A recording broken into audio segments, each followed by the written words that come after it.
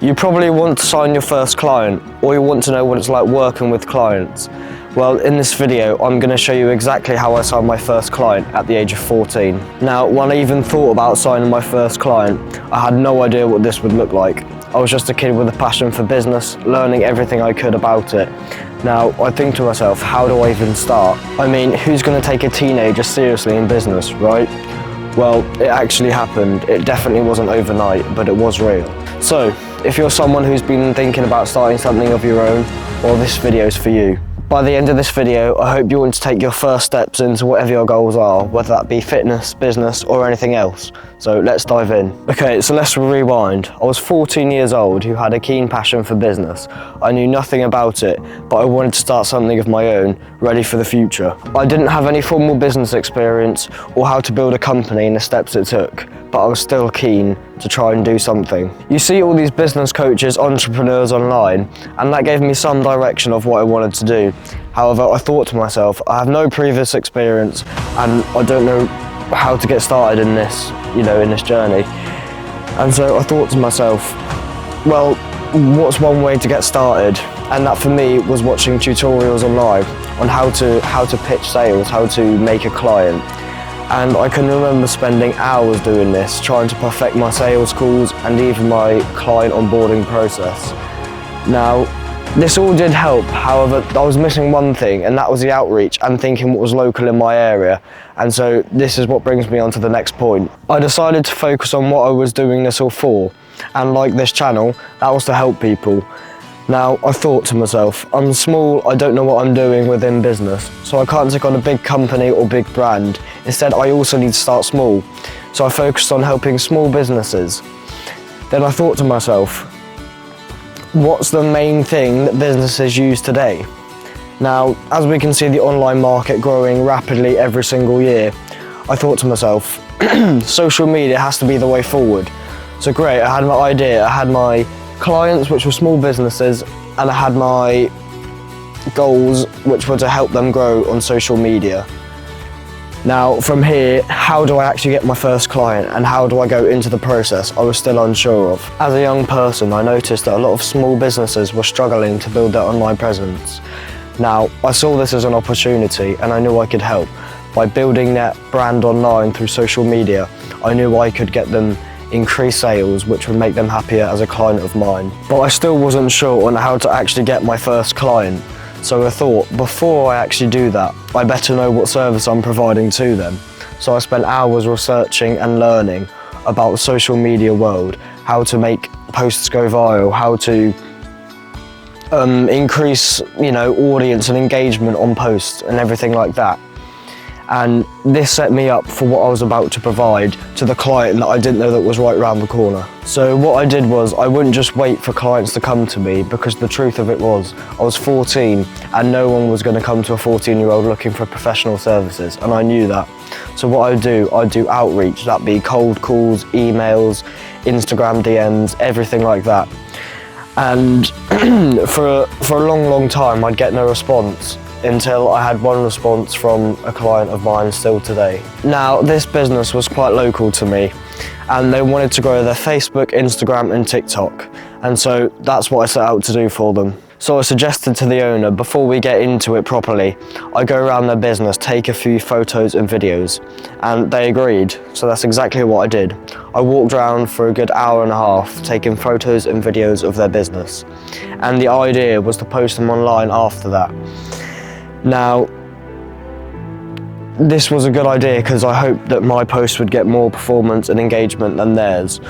Now, we ran into a bit of an issue though. We couldn't get logged on to their platforms in an easy way, and we were trying for a good few days over the phone, all online. I wasn't there in person.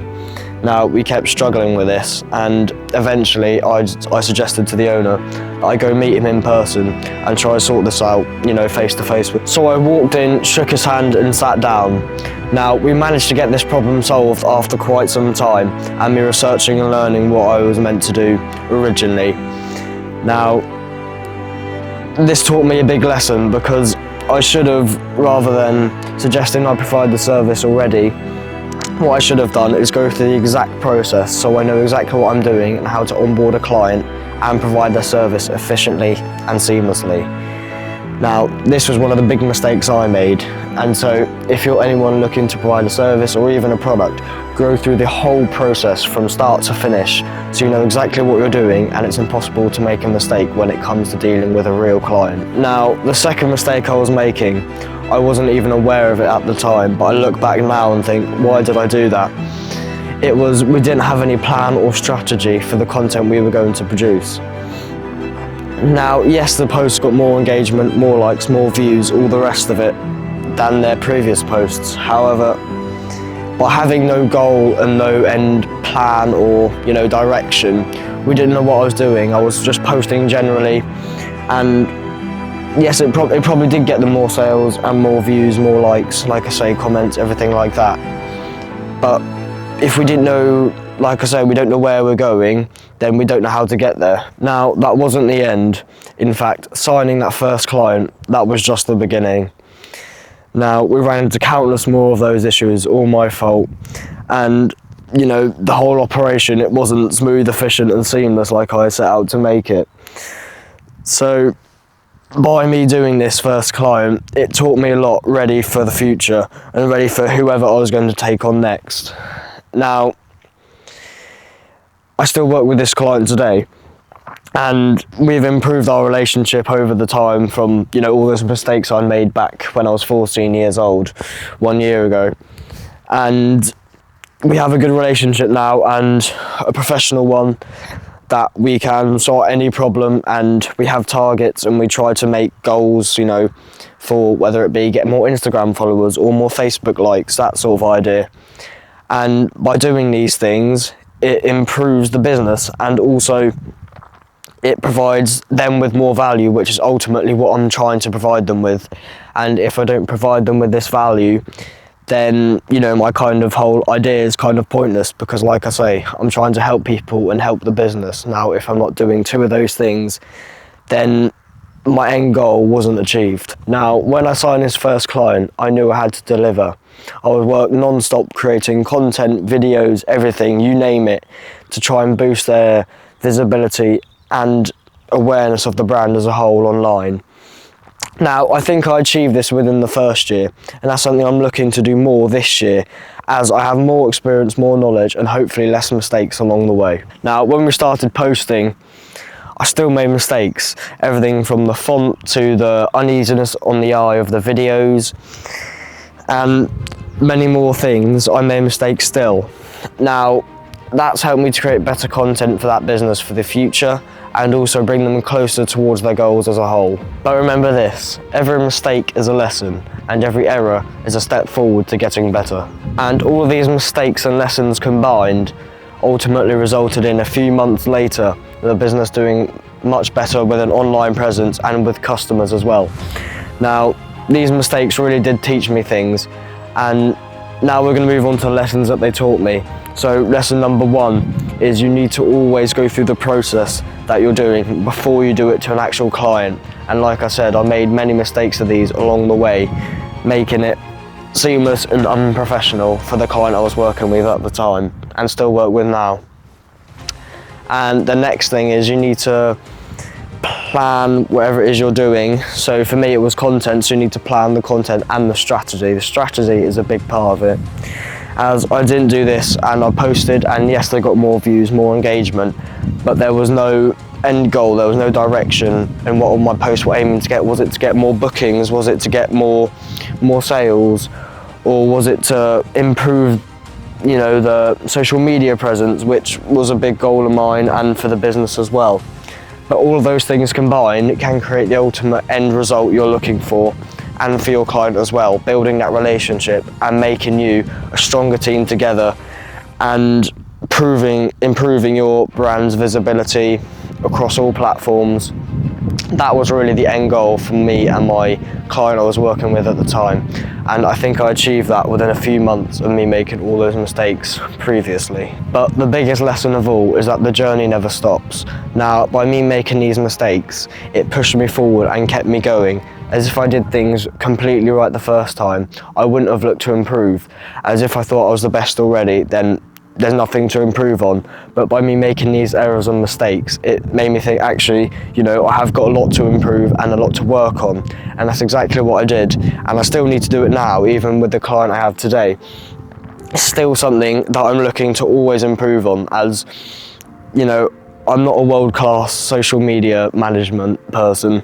You know, I'm not top of the league, but that's where I'm looking to get to, whether it be in that or I can look to do, you know, something else in the future. Now, I don't have a business and I am a sole trader and freelancer. So what's next for me is I'm really looking to grow my client base and grow my skills overall as a freelancer and a sole trader, like I say, and perhaps in the future maybe start a business of my own. Now, I don't know whether it'll be in social media management or I don't know whether it'll be in something else. We'll have to see what the future holds for that. But as for now, remember to take it one step at a time, and if you have any questions, drop them in the comments below and I'll answer as soon as humanly possible, whether it be about, you know, onboarding a client or doing anything else. And if you want to know any more information, then like I say, drop it in the comments below about how I signed my first client and how you can do it too. Please don't hesitate to ask, as I'm always open to the questions and trying to provide you with some value as well. So to sum all that up, if you're someone thinking about starting something of your own, don't wait, start now. As I had no idea what I was doing at 14, I made plenty of mistakes along the way. And by making those mistakes, it's led me into the position I am in now. So just remember that you need to always improve. I need to still improve making these videos or social media management, whatever it is, you should always try and improve and get better. And by doing that, you ultimately provide your client or audience with value. So remember to take it one step at a time, and I'll see you in the next one.